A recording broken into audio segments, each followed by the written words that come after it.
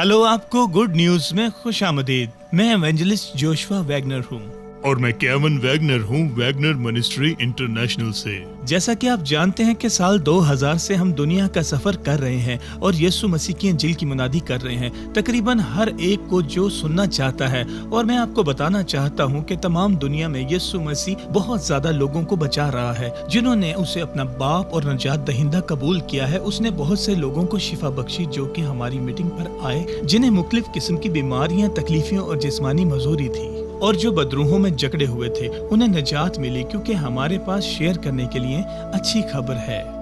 हम यकीन रखते हैं कि यीशु आपके लिए भी आज वैसा ही काम करना चाहता है। लिहाजा अपने लिए दुआ करवाने या कुछ हमारे साथ शेयर करने के लिए हमें मेल करें prayer@wagnerministry.org।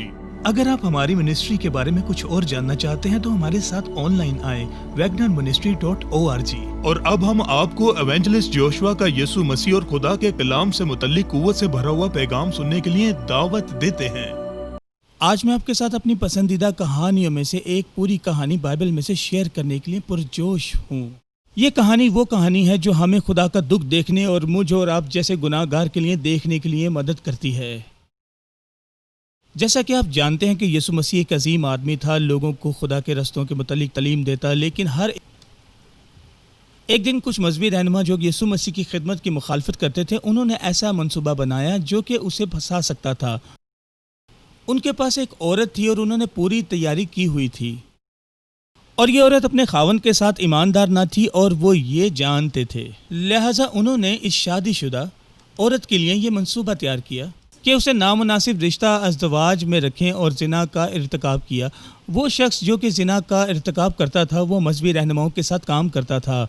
लिहाजा यहाँ वो औरत जिसने खौफनाक फैसला किया, जिसने अपनी शादी के अहद के खिलाफ वर्जी की, एक आदमी के साथ शादी करने के बावजूद उसने नए दूसरे को चुना उसके साथ रहने के लिए, ठीक वो खुदा की नाफरमानी के दरमियान खड़ी थी जो कि हुक्म देता है कि हमें जिनाकार इर्तिकाब नहीं करना चाहिए। उन मजहबी रहनुमाओं ने उस हालत में उसके पास आए और उसको ये एहसास भी ना था कि वो उसको इस्तेमाल कर रहे हैं, और वहाँ उन्होंने उसे पकड़ा। ये औरत जो कि मुकम्मल तौर पर शर्मिंदा और शर्म से भरी हुई थी और बरहाना थी, उसको ढांपने के लिए कंबल घर से बाहर लाया गया। यकीनन वो आदमी कहीं ना मिला था और वो उसकी अंदरूनी काम का हिस्सा था। ये औरत एक जिनाकार औरत थी जिसने यकीनन कुछ गलत और बुरा किया था। उसने जिना किया था और वो अपने शौहर के साथ वफादार ना थी, और उसने शादी के अहद की खिलाफ वर्जी की थी जो कि खुदा के नज़दीक बहुत पाक है। लेकिन यहाँ वो लोगों के दरमियान लाई गई थी, बरहना सिर्फ इस कंबल में ढकी हुई थी, बहुत ज़्यादा शर्मिंदा और शर्मिंदगी से भरी हुई थी। और इन मजहबी रहनुमाओं ने इस औरत को पकड़ा और उसे यीशु के पैरों में फेंक दिया। यीशु लोगों के दरमियान उनको तालीम दे रहा था। वहाँ उसके गिर्द गिर्द एक लोगों की बड़ी भीड़ थी और उस के मुतालिक जानना चाहते थे, जिसके मुतालिक यीशु हमेशा बातें करता था। यहाँ वो औरत थी। अब खलल डालते हुए उसे उसके पैरों में फेंक दिया गया ताकि सब देख सकें, शर्मिंदगी और परेशानी का तसव्वुर कर सके। जैसा कि आप देख सकते हैं कि हम में से बहुत से गुनाहगार इर्तिकाब करते हैं खौफनाक गुनाह, वो गुनाह जिनसे हम शर्मिंदा हों। हमारे लिए हम समझते हैं कि कोई और उनके गुनाहों के मुतल्लिक नहीं जानता, कोई नहीं जानता कि ये या वो क्या कर रहा है। ये औरत अचानक ही पकड़ी गई, कोई और भी नहीं जानता था कि ये औरत जिनाकार थी, लेकिन अब इसके जिसके गुनाह के सामने देखने के लिए थे ताकि सब देख सकें, उस शर्मिंदगी का तसव्वुर करें जो कि उसने महसूस किए। और जैसा कि आप देखते हैं कि मजहबी रहनुमाओं के पास एक मंसूबा था जिसे वो लागू करने का इरादा रखते थे। वो यीशु को फंसाना चाहते थे और ये सब उनके मंसूबा का एक हिस्सा था।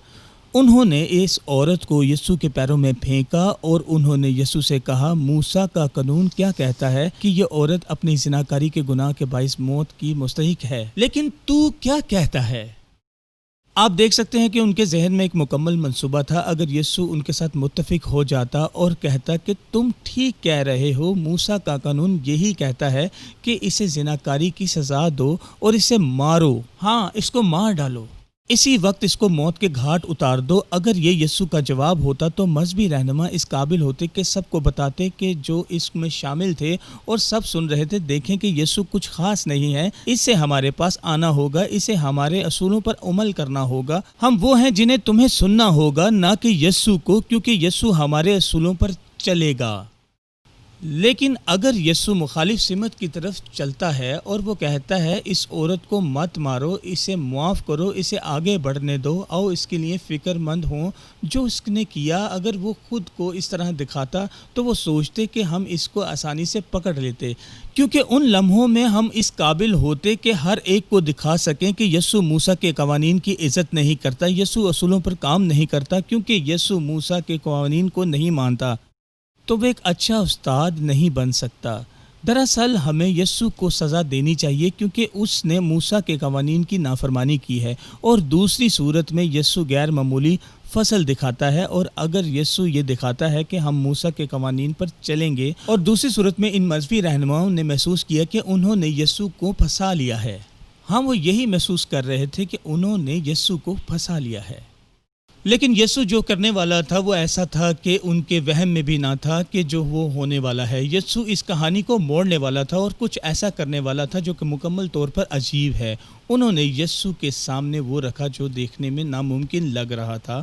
ان کا خیال تھا کہ انہوں نے یسوع کو پھنسا لیا ہے، اور اس وقت یسوع کا پہلا رد عمل جو تھا وہ ایسا نہیں تھا جس کی وہ امید کر رہے تھے۔ انہوں نے ایسا سوچا بھی نہیں تھا۔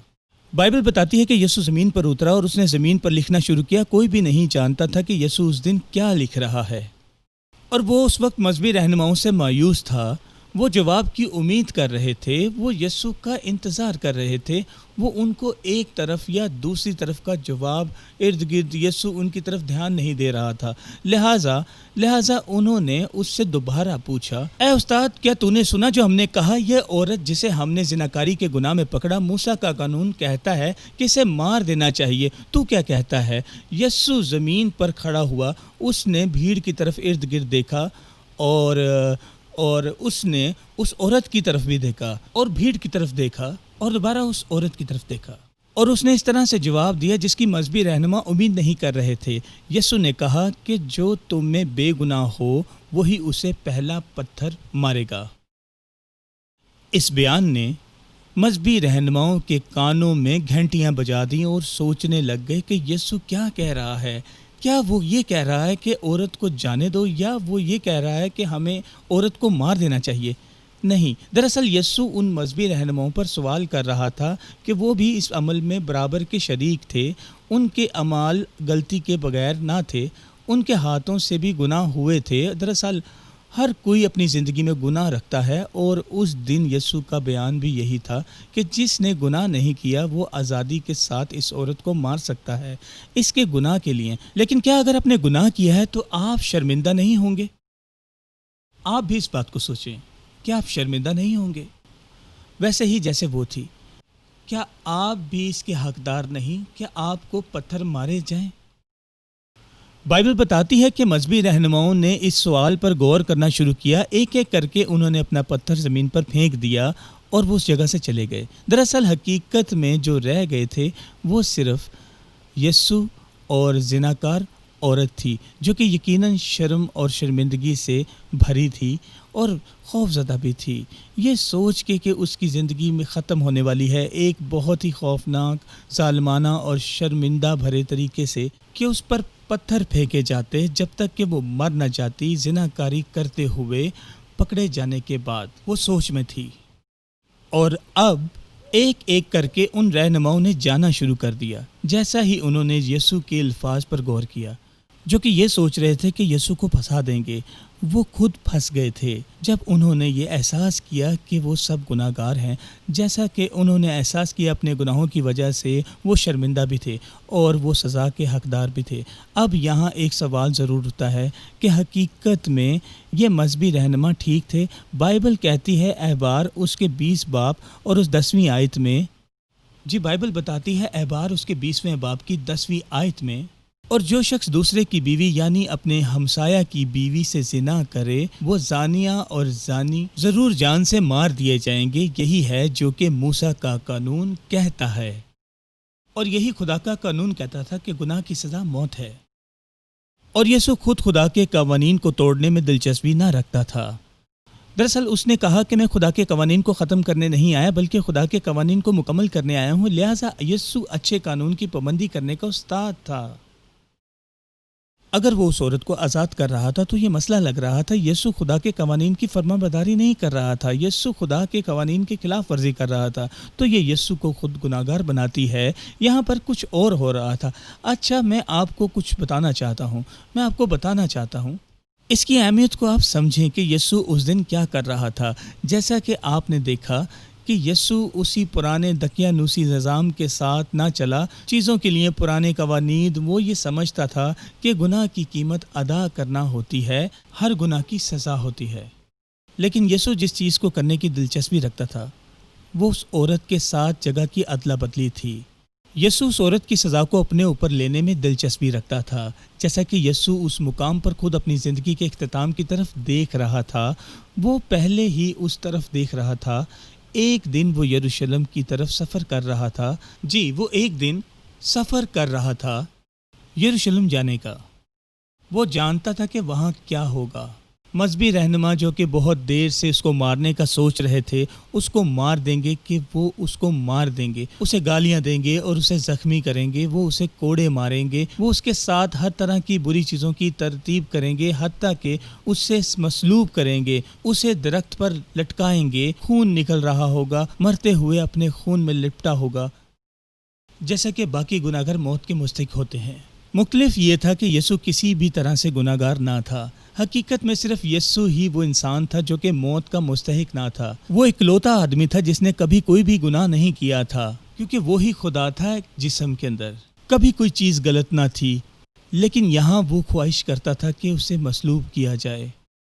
خیر، جیسے ہی یسوع نے اس عورت کو دیکھا، اس نے اس عورت کو دیکھا جو کہ آپ جیسی اور مجھ جیسی تھی، جو کہ گناہوں میں جکڑی ہوئی تھی۔ اس نے گناہ کیے تھے جن کی سزا موت تھی۔ بائبل کہتی ہے کہ ہر وہ جو گناہ کرتا ہے موت کا مستحق ہے۔ سزا آپ کے گناہوں کا بوجھ موت ہے۔ یسوع خدا کے قوانین سے دور نہیں جا رہا تھا اور نہ ان کی نافرمانی کر رہا تھا۔ وہ کہہ رہا تھا کہ کسی کو مرنے کی ضرورت ہے، لیکن میں تمہاری جگہ مرنے کے لیے تیار ہوں۔ آپ نے گناہوں کا ارتکاب کیا اور اس کے گناہوں کی سزا تو کسی اور کو دینی ہوگی۔ بجائے اس کے کہ تمہیں پتھر مار کے موت کے گھاٹ اتار دیا جائے تو میں کیوں نہ تمہاری جگہ مر جاؤں۔ جیسا کہ بائبل کہتی ہے کہ یسوع جب ہر کوئی وہاں چلا گیا، یسوع نے اس عورت کو زمین پر اٹھایا، اس نے اسے اٹھایا اور اس نے اس کو کہا، اے عورت، یہ لوگ کہاں گئے؟ اور اس نے ادھر ادھر دیکھا کیونکہ وہ یہ سوچ رہی تھی کہ وہ مرنے والی ہے۔ اس نے ادھر ادھر دیکھا اور کہا، اے مالک، وہ سب جا چکے ہیں۔ یسوع نے کہا کہ میں بھی تجھ پر کوئی حکم نہیں لگاتا، جا پھر گناہ نہ کرنا۔ آپ نے دیکھا کہ اس لمحہ یسوع نے کچھ شاندار کیا۔ اس نے اس عورت کے ساتھ ادلا بدلی کی۔ اس نے اپنی فضیلت کی اس کے گناہ کے لیے ادلا بدلی کر لی۔ اس نے اپنی صداقت سے بے دینی کی ادلا بدلی کی۔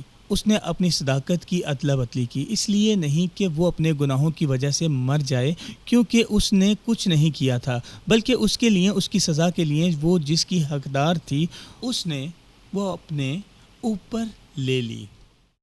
بائبل کہتی ہے کہ خدا نے اپنے بیٹے کو دنیا میں اس لیے نہیں بھیجا دنیا کی مذمت کرے، بلکہ دنیا کو بچانے کے لیے۔ باقی تمام لوگ اس عورت کو مارنا چاہتے تھے، لیکن یسوع نے کہا، میں یہاں اس لیے نہیں آیا کہ تمہاری مذمت کروں، میں تمہیں بچانے کے لیے آیا ہوں۔ لیکن خدا نے نہ صرف اس کے گناہوں کی معافی دی، بلکہ اس کو گناہ کو نہ کرنے کی طاقت بھی بخشی۔ اس نے کہا، جا اور اب دوبارہ گناہ نہ کرنا۔ میں آپ کو بتانا چاہتا ہوں کہ آپ جہاں کہیں بھی ہیں، اس سے کوئی فرق نہیں پڑتا کہ آپ نے کیا گناہ کیے ہیں، خدا معاف کرتا ہے۔ جیسا کہ آپ جانتے ہیں کہ خدا نے اس عورت کی زندگی کو چھونے کی قابلیت رکھتا ہے، اگر وہ اس کی زناکاری کو معاف کرنے کی صلاحیت رکھتا ہے، کیونکہ وہ بہت ہی فعال زنا میں پھنسی ہوئی تھی۔ خدا نے اسے معاف کیا۔ یسوع نے کہا، میں تمہاری سزا کو لوں گا۔ جیسا کہ آپ دیکھتے ہیں کہ ہر کوئی گناہگار ہے، وہ ہر گناہ کی سزا معاف کرتا ہے۔ آپ کو آپ کے گناہوں کی ادائیگی کرنی ہوگی۔ اور یسوع نے کیا کیا؟ جب وہ صلیب پر مصلوب ہونے کے لیے گیا، اس نے وہ سزا ادا کی جس کے آپ مستحق تھے۔ اس نے آپ کی جگہ لے لی، اس نے میری جگہ لے لی، اور اگر آپ نے اپنا اعتماد یسوع پر رکھیں تو آپ آزاد ہو جائیں گے، آپ کے گناہ دھل جائیں گے اور آپ آزادی کی زندگی گزاریں گے۔ آپ کے گناہ بالکل دھل جائیں گے جیسے کبھی نہیں ہوئے تھے، اور آپ آزادی سے اپنی زندگی گزاریں گے۔ اور وہ یہی ہے جو اس دن یسوع نے اس زناکار عورت کو دیا، اور یہی پیشکش وہ آج آپ کے لیے بھی کرنا چاہتا ہے۔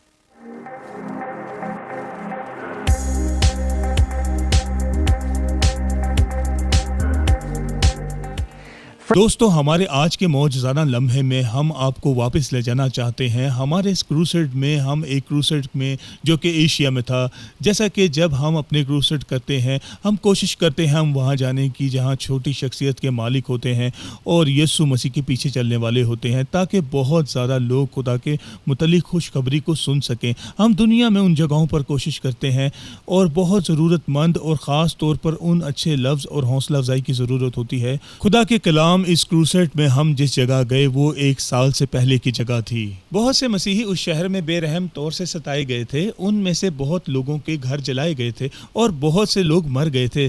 ظلم کی انتہا میں ہم جانتے ہیں کہ ہمیں وہاں جا کر ان کے ساتھ خدا کا کلام شیئر کرنے کی ضرورت ہے، اور ان تمام لوگوں کے ساتھ جو اس شہر میں موجود تھے، اور ان میں سے کچھ ایسے تھے جنہوں نے یہ ظلم کیا تھا۔ لہٰذا جب ہم وہاں گئے تو ہم نے ایک زبردست کروسیڈ کیا، اور اس رات ہم نے لوگوں کو اسٹیج پر آنے کا موقع دیا اور اس کو معلوم کیا جو کہ یسوع مسیح نے ان کے جسموں میں کیا تھا، معجزاتی طور پر جسمانی شفا کے لیے۔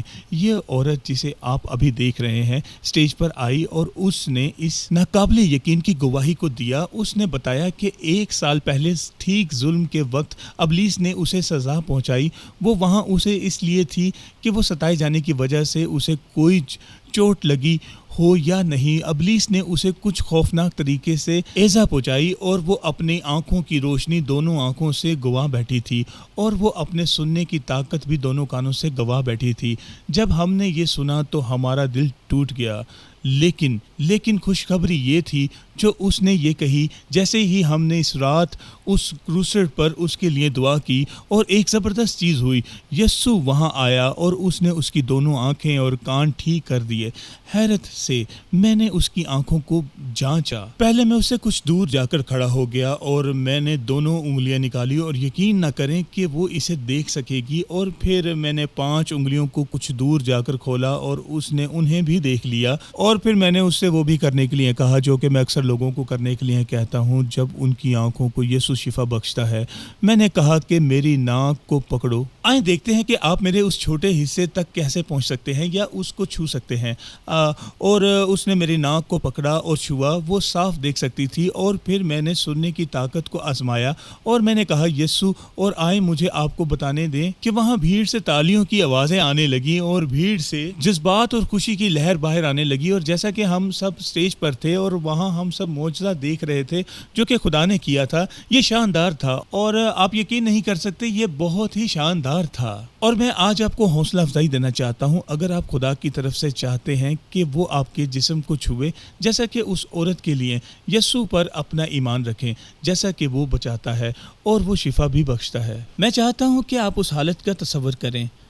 وہاں ایک مجرم تھا، اس نے بہت جرائم کیے تھے، اس نے ہر طرح کی بری چیزیں کی تھی، اس نے آبروریزی کی تھی، اس نے قتل کیے تھے، اس نے چوری کی تھی، اور آپ جس کا نام لیں اس نے وہ کیا تھا، اور آخرکار وہاں کی حکومت سے وہ پکڑا گیا، جج کے سامنے لایا گیا اور جج کے سامنے مقدمہ پیش کیا گیا۔ یہ بہت سادہ ہے کہ جج یقیناً اس شخص کو موت کی سزا دے گا ان گناہوں کے لیے جو کہ اس نے کیے تھے۔ اس شخص کی موت کی سزا دینے سے پہلے اس نے مجرم کو بولنے کی اجازت دی، اور مجرم وہاں جج کے سامنے تھا۔ اس نے اپنا کیس بتایا شروع کیا۔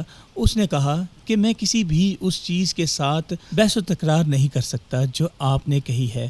میں نے یہ جرم کیے ہیں، میں نے اس جرائم کو قبول کیا ہے، اور میں نے یہ احساس کیا ہے، اور میں گناہوں کی سزا موت چاہتا ہوں، اور میں اس سزا کا حقدار ہوں کہ میرے گناہوں کی سزا موت ہے۔